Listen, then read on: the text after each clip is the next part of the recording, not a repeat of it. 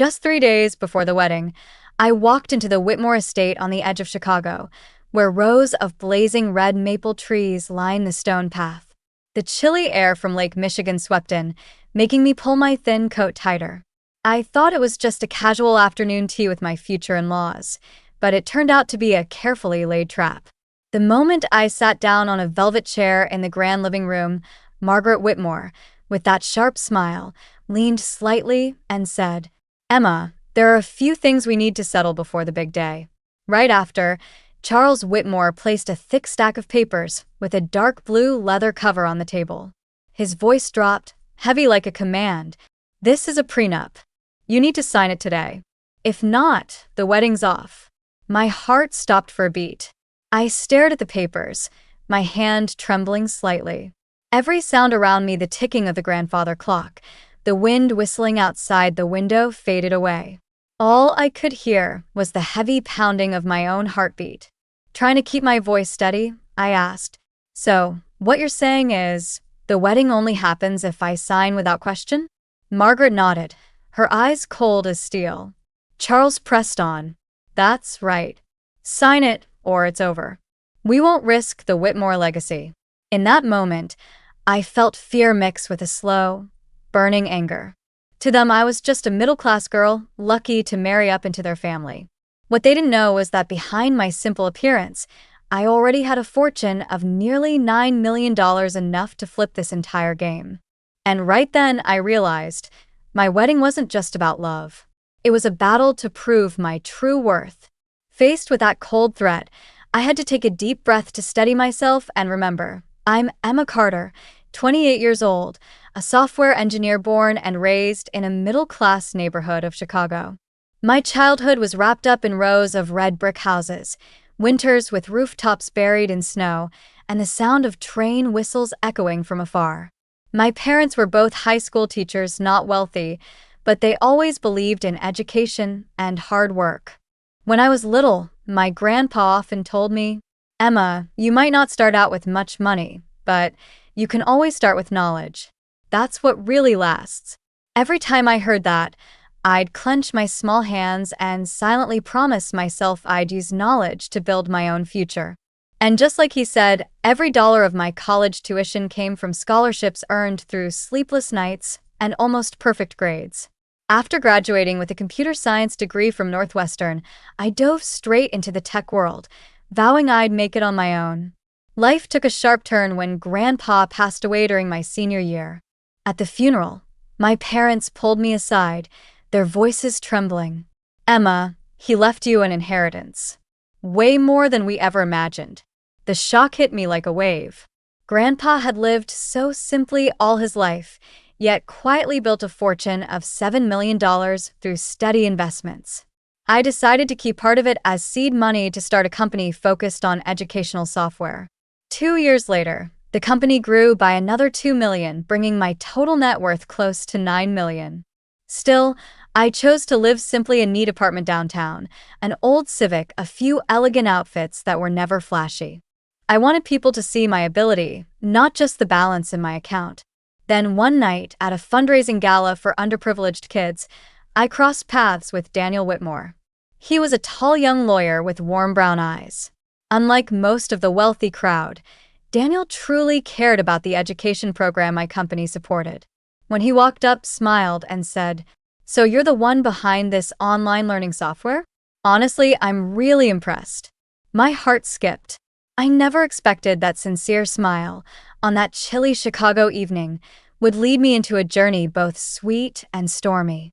Right after meeting Daniel at the gala, most people still thought I was just a regular software engineer. But the truth is, getting here wasn't easy at all. Whenever I stand in the light of today, memories of my childhood in that middle-class Chicago neighborhood always come back. My parents' small house sat close to the train tracks. Every morning, the long whistle made the windows tremble. My dad taught history, my mom taught math. Their paychecks barely covered food on the table and a few summer camping trips in Wisconsin. We never lacked love, but we definitely lacked extra money. By the time I was in high school, I already knew one thing. If I wanted to break free from those limits, I had to take care of myself. My mom often sat next to me while I struggled with pages full of formulas. Her voice was gentle. Emma, you don't have to be the smartest in class. You just need to be more persistent than anyone else. Those words sank deep. I threw myself into studying, worked extra shifts at the school library, even made coffee at a little shop near home. Every single dollar I earned went into an old tin box, labeled with a marker, future. One winter night, when I was 17, I sat in my freezing bedroom holding the acceptance letter from Northwestern, full scholarship included. My heart pounded so hard. My hands shook until I had to set the letter down on the desk. I whispered to myself, my path is open now. But fate had another surprise waiting. In my senior year, my grandpa passed away. He'd lived so simply all his life, a tiny wooden house, worn-out shoes, meals of bread, and black coffee. Yet when the family lawyer told me he left behind $7 million from long-term investments, my throat tightened. In that moment, pain mixed with gratitude. I thought of all the times he took me to the lakeside park, pointing at the glittering skyscrapers and saying, Emma, don't be fooled by appearances. A lot of rich people just spend. The wise ones turn every dollar into a seed. I nodded quietly as I signed the inheritance papers, silently promising, Grandpa, I'll use this money the right way. After the funeral, I invested most of it safely and pulled a small part to start my own company, EdSpark, an education software startup. At first, the office was just a rundown room near Union Station. Me and 3 partners worked late into the night, surviving on cheap pizza, coding until our eyes blurred. But when our first software got licensed by a Chicago school district, I sat frozen in front of the screen, tears streaming down.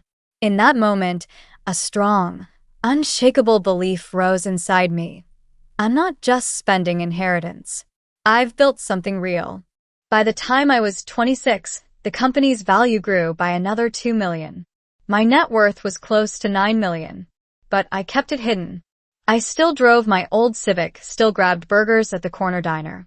Because I wanted my success to be measured by effort, not by the numbers in my bank account. And in that quiet resolve, I told myself, if someone ever comes into my life, they'll love me for who I really am, not for the checks I could write. What I didn't know was that hiding the truth would become the very reason I'd fall into the biggest storm of my life. Right after that fateful night at the gala, Daniel didn't waste a second.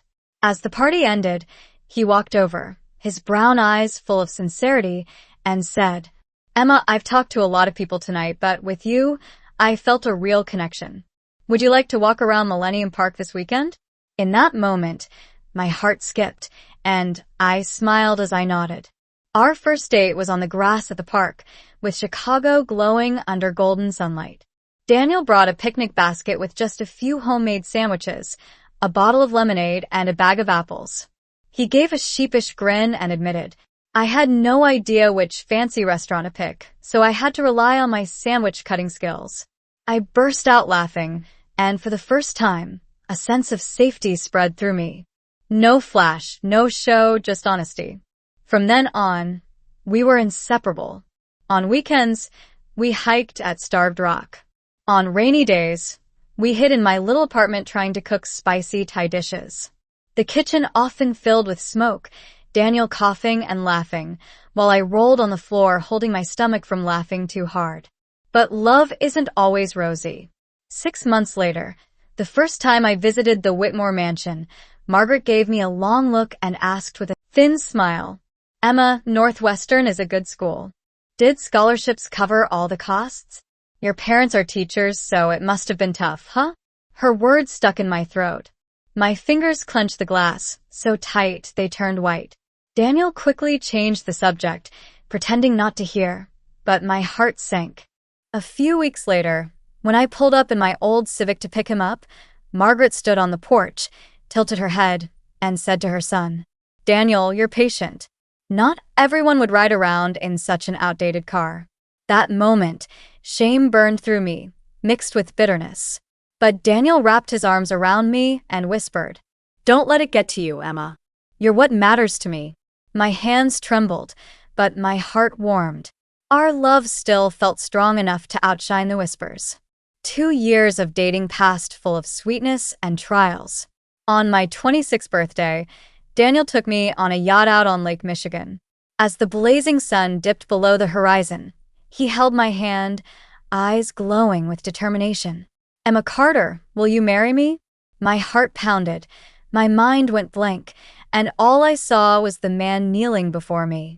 I nodded, tears streaming down my face. At that moment, I thought I'd found the happy ending of a fairy tale. But what I didn't know was that behind that fiery sunset, dark clouds were already gathering, waiting for the day they'd crash into my life. Right after the engagement, I started to realize something.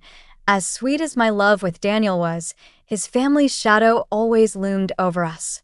One winter night, snow piled thick on the roads of Lake Forest as we drove to the Whitmore estate to discuss wedding plans. The pale limestone house stood out against the white lawns, its tall, solemn columns a reminder that power there never changed. The moment we stepped into the grand dining room, I heard Margaret's voice soft, but edged with meaning. "Emma, where do you want the wedding? The Drake Hotel is probably out of reach, isn't it?" A chill ran down my spine. I forced a smile, keeping my voice steady. We were thinking of something more intimate, downtown, close to our friends and coworkers. She nodded, but her eyes glimmered with mockery. The closer we got to the wedding, the more Margaret interfered. When I picked a sleek, modern wedding dress, she glanced at Daniel and said, "Simple is fine, but was it chosen because it fit the budget?" My chest tightened, pain spreading with every word. Daniel quickly squeezed my hand and whispered, "Don't listen to her, Emma. You're beautiful in whatever you choose." His comfort helped, but Margaret's words dripped like water slowly wearing down my pride. Charles spoke less, but whenever he did, it was about money. At one dinner, he looked at me, his tone heavy. "Emma, your education software company, is it truly profitable? Or just a hobby?" I bit my lip so hard it almost bled. Then I drew in a breath and answered, "We just signed a new contract with a large school district in Chicago. The company's growing steadily." He gave a faint nod, his eyes saying what his words didn't. Still not enough. Moments like that made me feel like a guest lost in my own love story. I slowly realized that to them, I'd never be good enough, never worthy of the Whitmore name. One September evening, while we went over the guest list, Margaret added 50 names of their friends, mostly lawyers and politicians. I hesitated and said, "I'd like to keep the ceremony smaller, to make space for close family." She smiled, her voice sharp as ice. "Emma, this isn't just your wedding. This is a Whitmore event. And this list is non-negotiable." My fingers clenched so tight they turned white. I nodded in silence, but deep inside, a vague sense stirred. This love was about to face a far greater storm. 3 days before the wedding, the Chicago sky was clear, but the air cut like ice. I had just finished confirming the wedding photo schedule with the photographer when Margaret called. Her voice was sweet in a way that felt forced. "Emma, I think it'd be lovely to have an afternoon tea before the wedding. Just you and Daniel's parents. Will you come?" For a moment, hope flickered inside me. Maybe this was my chance to bridge the gap, to finally be seen as their real daughter-in-law. I drove my old Civic up the winding road to the Whitmore estate, cold wind sweeping past the bare oak trees. Inside, a vague sense of dread pressed down on me. When the butler opened the door, I knew something was off. Instead of the bright sunroom, I was led to the large living room where Charles and Margaret were already seated. On the table sat a silver teapot, untouched, and next to it, a thick leather-bound folder in dark blue. Margaret smiled, but it never reached her eyes. "Emma, thank you for coming. There are a few things we need to settle before the wedding." Right after, Charles pulled the folder closer, his voice low and firm. "This is a prenup. Our family has always protected its assets. You need to sign today. If not, the wedding's off." My heart froze. I stared at the papers, my cold hands resting on my lap. The air in the room was so heavy I could hear the clock ticking on the wall. Trying to stay calm, I asked, Does Daniel know about this? He's never mentioned it to me. Margaret tilted her head, her voice soft but laced with mockery. Of course he knows. But Daniel's too sentimental to bring it up himself. The family had to step in. This is just a formality, Emma. Everyone does it. Charles slid the folder toward me, his words sharp. Sign or cancel. We don't have time for hesitation. I opened the first few pages, my hands trembling. With my tech background, I wasn't a stranger to contracts. After just a few minutes of skimming, my throat closed up. If I signed, I'd lose almost everything. No matter how many years of marriage or contributions, all assets would revert to Daniel. There was even a vague clause that could touch my company's intellectual property. My heart pounded, my mind went blank, a ringing in my ears. I looked up and said quietly, "This contract is completely one-sided. It doesn't protect me at all. What about my company, my assets, my future?" Margaret gave a cold little laugh. "Emma, your software company is cute, but we're talking about generational wealth here, real estate, investment funds. A completely different scale." Her words cut like a blade. Heat rose to my face as my hands shook. In their eyes, I was nothing but an outsider who'd gotten lucky. I set the folder down hard, drew a deep breath to steady myself. I'll need my own lawyer to review this. No one should sign something like this without legal advice. Charles raised an eyebrow, his tone sharp. Our lawyer is one of the best in Chicago. Why would you need another opinion? My voice trembled, but stayed clear. Best for the Whitmore family, not for me. Margaret's face flickered. She pulled out a Montblanc pen, placed it in front of me, her voice as cold as the Michigan winter wind. We're not waiting any longer. Sign today, or the wedding ends. Emma, if you love Daniel, you'll understand. I clenched my hands until my nails dug into my skin. Then I stood, my voice tight. I'll speak directly with Daniel. This isn't a decision I make alone. Charles straightened, buttoned his suit, and pressed each word. You have until 9 a.m. tomorrow. After that, either a signature or the wedding is canceled. As I stepped out of the mansion, Margaret's voice drifted through the window. She'll sign. What poor teacher girl would pass up a chance like Daniel? Tears blurred my view of the stone path as I drove off, my heart aching, my head spinning. On the passenger seat, the folder sat heavy, like a boulder crushing my chest. In that moment, I realized the Whitmore family didn't just want a wedding. They wanted control over my entire life. And if I signed, I wouldn't just lose my assets, I'd lose my very worth. As soon as I left the Whitmore estate, I drove down the road lined with bare oak trees. Streetlights cast long streaks of light while my tears flowed uncontrollably. Every curve blurred before my eyes. I had to pull over twice just to see straight again. My phone kept buzzing, Daniel's name flashing on the screen, but my throat tightened. I didn't pick up. I wasn't ready to hear any excuses. When I got back to my small downtown apartment, I tossed the folder onto the coffee table and collapsed onto the couch, my heart pounding. The silence was thick, broken only by the wind howling outside the window. I felt like a stranger inside my own life. Right then, I called my best friend, Rachel. We'd known each other since college, and she was the only one who truly knew about my real finances. After hearing my story, Rachel practically yelled through the phone, "Emma, this isn't just disrespect. This is straight-up manipulation." I trembled, tears welling at the corners of my eyes. My voice cracked. The worst part is they said Daniel knew. That means he stayed silent, letting them do this to me. Rachel went quiet for a moment, then sighed. Maybe they're just using his name to pressure you. But if he really knew Emma, you've got to ask yourself big questions about the future. My heart tightened. I dug my fingers into the couch pillow, fear rising inside me. What if he's truly on their side? A few moments later, I gathered my courage and called Daniel back. He answered immediately, his voice filled with worry. "Emma, thank God you called. Mom said you left in tears. What happened?" I bit my lip, then spoke slowly. "What happened? Your parents just threw a one-sided prenup at me. They said if I don't sign by 9 tomorrow morning, the wedding's off. And they said you knew. The silence on the line felt suffocating. I heard him let out a heavy sigh before he finally said, I knew, but I didn't agree to how they did it. I planned to talk to you myself, but… My throat tightened, my voice breaking. But you stayed silent. You let them corner me. Daniel rushed to defend himself, his voice urgent.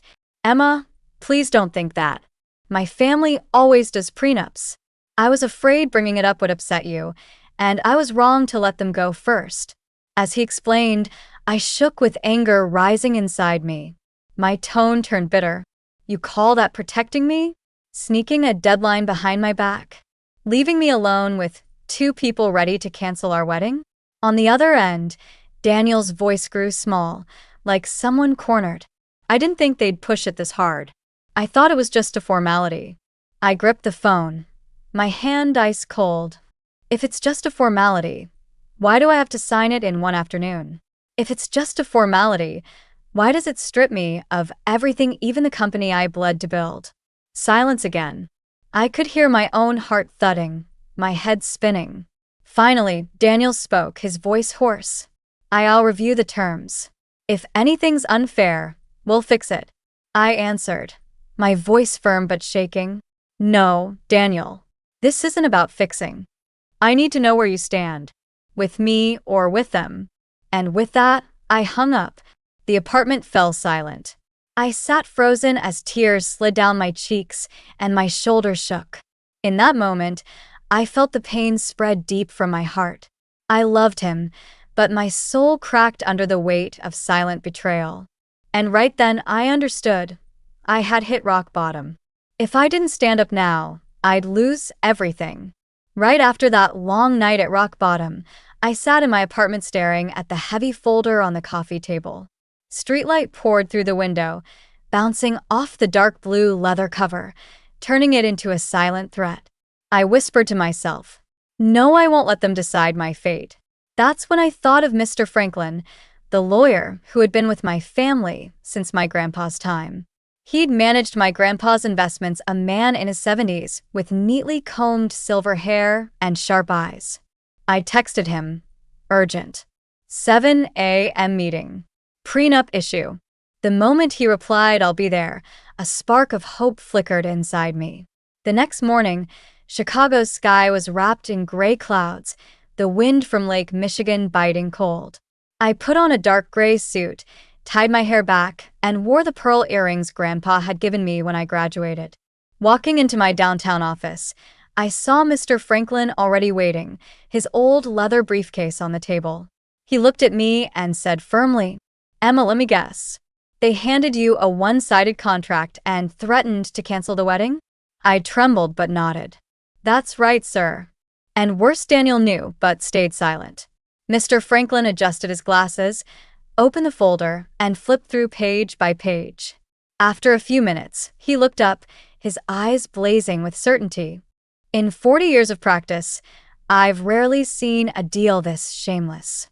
It doesn't just strip your assets, it threatens your company's intellectual property. They think you're just a poor girl lucky to marry into their family. My heart pounded. I drew a deep breath, anger sparking in my chest. Then they're wrong. They have no idea what I've got. I opened my laptop and showed him my portfolio, $7.5 million from Grandpa's inheritance, grown further, plus $1.5 million from Ed Spark, totaling $9 million. Mr. Franklin glanced at it, then chuckled softly, a mix of surprise and admiration. Emma, you're sitting on a ticking time bomb. They think you're broke, but in reality, you could flip the board upside down. I shook, but this time it wasn't fear, it was power rising in me. For the first time in hours, my chest wasn't tight. It was full of resolve. So what do we do, sir? He pulled out a stack of blank papers and began drafting. We write a fair agreement, one that protects assets on both sides, one that shields your company and your intellectual property. If they want to call this a family tradition, then you have your own tradition too, fairness and self-respect. For 3 hours, we carefully crafted each clause, splitting assets fairly over time, honoring each other's businesses, securing everything you brought in. When Mr. Franklin finally put his pen down and folded the new draft, he looked at me, his voice weighty. Emma, this isn't just a contract. This is a statement you enter this marriage as an equal, not a dependent. My throat tightened. I wanted to cry and laugh all at once. My heart raced, but this time with strength, not fear. I nodded softly and told him, "Thank you. This is something I'm willing to sign." He smiled, placing a reassuring hand on my shoulder. Now comes the hardest part, talking to Daniel. If he truly loves you, he'll stand with you. Walking out after the meeting, the icy wind whipped through my hair. But this time, I didn't feel cold. I felt a fire burning inside. I texted Daniel, "We need to talk." 1 p.m. Carlucci's. Just us. As I hit send, I knew I was no longer the girl cornered in fear last night. I was holding the strongest card. And this battle, I was ready to fight. That afternoon, Carlucci's, the Italian place where we'd once celebrated our very first date, turned into the arena for a very different kind of conversation. Warm golden light hit the brick walls, the smell of tomato sauce and basil floating in the air. I came early, choosing the corner table where we had sat years ago. When Daniel walked in, his face looked drawn, dark circles under his eyes like he hadn't slept all night. He sat down, his hand trembling slightly as he reached for mine. "Emma, I'm sorry. I never thought they'd pull something like that. I fought with them last night. I told them straight, if this wedding falls apart, it's on them, not you." Hearing that, I trembled, but a faint warmth rose inside me. Still, I looked him in the eyes and said firmly, "Daniel, I need to know where you truly stand. Not just against their ultimatum, but for a marriage built on fairness." He nodded hard, his eyes burning with resolve. "I choose us. No matter what." My chest tightened, not from pain this time, but from realizing he was ready to step to my side. I slid the folder Mr. Franklin had prepared across the table. "This is a fair contract. Not one-sided. It protects both of us. If you really want this marriage, this is what we sign, not that pile from yesterday." Daniel opened it, read line by line. Then he looked up, his gaze softer. "Emma, this is completely reasonable. I'm a lawyer, I know. This is what marriage should look like." He held my hand, his voice steady. "Tonight, we'll face them together. And this time, I'll stand with you." That evening, we met at Lakeview, a restaurant with a private dining room overlooking Lake Michigan, the fiery sunset reflecting off the water. I chose it for its neutrality, neither the Whitmore mansion nor my own ground. As soon as we sat, Margaret and Charles walked in, 15 minutes late on purpose, their show of power. Margaret in a burgundy dress with glittering diamond earrings, eyes sharp as blades. Charles in a charcoal suit, face like stone. Margaret leaned forward, her tone sweet but cutting. "Daniel, Emma, there's really no need for all this tension. One signature, and it's done. We're talking about the family security, not feelings." Daniel straightened, his voice firm. "No, Mother. We're not signing that one-sided deal. This is the new agreement. Fair for both sides." Charles frowned, his tone heavy. "Daniel, that's not the Whitmore tradition." I placed the folder on the table, pushing it toward them, my voice calm but unyielding. "Tradition only matters when it's fair. This one protects both the Whitmore legacy and my company." Margaret gave a dismissive laugh. "Your company? Emma, be honest. What's there to protect in a little software project?" I reached into my bag, pulled out financial reports and the company valuation, and laid them flat on the table. My heart raced, but my voice rang steady. "My personal assets are $9 million. $7.5 million from investments, plus $1.5 million from Ed Spark. I'm not stepping into this marriage empty-handed. I'm stepping in as an equal." For a moment, Margaret's face drained of color, her eyes flickering. Charles slowly opened the reports, squinting at the numbers. He looked up, his voice lower. $9 million? That changes things." Daniel leaned toward me, his tone unwavering. "Father, Mother, Emma doesn't need anything from our family. If anything, she's protecting us with fairness." Margaret bit her lip, her hand squeezing her glass, so tight her knuckles whitened. Her voice cracked. You hid this from the family. How can we trust you? I drew a steady breath, meeting her eyes. Because I wanted to be loved for who I am, not for the balance in my account. And my silence only revealed the truth that your family judges by appearances. The air stretched tight, like a bowstring pulled to its limit. Charles set the report down, his voice slower now. We'll let the lawyers review. But clearly, the terms must change. This is more reasonable. Daniel cut in, strong and clear. No, Father. This isn't a negotiation. This is final. Either you agree, or you won't be at the wedding. In that moment, my body trembled, but relief washed through me. For the first time, Daniel had drawn a clear line. Margaret stayed silent, her eyes still blazing with anger. But at last, she tilted her head slightly and said, Maybe I underestimated you. Emma, maybe you're stronger than I thought. I nodded softly. I don't need your love. Just your respect. When they left, Daniel gripped my hand, his voice breaking. You were incredible, Emma. They've seen the real you now. My heart raced, but this time it beat with victory. No more fear. No more shame. Only truth, self-respect, and a love that had survived fire. And in that moment I knew we had won this battle. And the wedding ahead was no longer the Whitmore's arrangement, it was the choice Daniel and I made for ourselves. 2 days later, as winter sunlight streamed through the tall glass windows of the Drake Hotel in Chicago, I stood in the small bridal room, slipping into the modern gown I'd chosen months ago.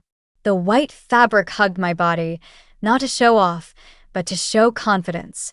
Rachel adjusted my veil, her eyes shimmering with emotion. Through her tears, she laughed. Emma, you look stunning. But what really makes you different today isn't the dress, it's the light in your eyes. Her words made my chest tighten with happiness. Then my mom stepped closer, her hand brushing the hem of my gown, her voice gentle but firm. My daughter's done hiding her light. Today I see a grown woman, not just a bride. My throat closed up.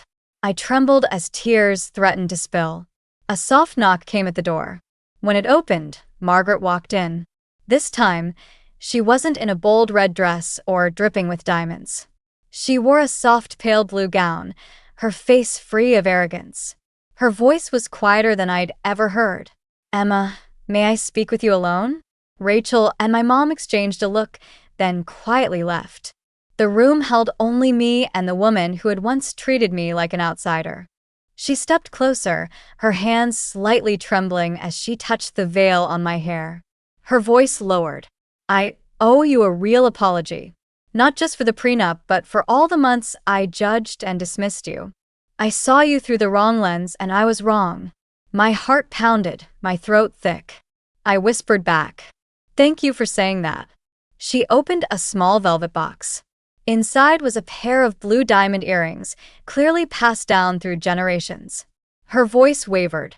These belonged to Daniel's great-grandmother. She was the daughter of a factory worker, once rejected by this family. But she saved the company during the Great Depression. I want you to wear them today as a blessing. My hands shook as I took them. Tears rose not from pain this time, but from connection. I whispered, They're beautiful. Thank you for trusting me with this. As she fastened them on, I looked in the mirror. The blue sparkle reflected back, reminding me I wasn't just entering a family. I was stepping into the legacy of women who had fought before me. Just then, my dad walked in. His eyes glistened, his voice rough. My amazing girl, are you ready to start this new chapter? I smiled, my shoulders steady. More than ever, Dad. When I stepped into the grand hall of the Drake Hotel, 200 guests sat beneath the crystal chandeliers. Music swelled, and Daniel stood at the end of the aisle. The moment his eyes met mine, all the pain of the past week dissolved. Only love remained pure and deep. As we exchanged vows, every word etched itself into me stronger than any ritual. I even saw tears slip down Margaret's cheeks, something I never thought I'd witness. 6 months later, Our life looked nothing like the script his family once imagined. Daniel and I bought a small house in Lincoln Park, combining our finances, making every decision together. No one imposed. No one controlled. One evening, Margaret called, suggesting we join the weekly family dinners. Daniel looked at me, then said firmly, "We'll come once a month. The rest of the time belongs to our own family." For a moment, she was silent, then nodded something I could never have pictured before. Even Charles began to change. When his law firm needed a tech upgrade, he invited me to consult. For the first time, I saw him listen and nod at my input. I realized the prenup never left the safe. It didn't need to. Its real value was forcing us to face the truth, building our marriage on equality and respect. Looking back on that stormy week, I no longer feel pain. I feel gratitude. Without it, I might have kept living in silence, hiding my light. But because of it, I learned to stand tall. And Daniel learned to step out of his family's shadow. In a quiet moment, I understood. Marriage isn't just love. It's the courage to demand respect.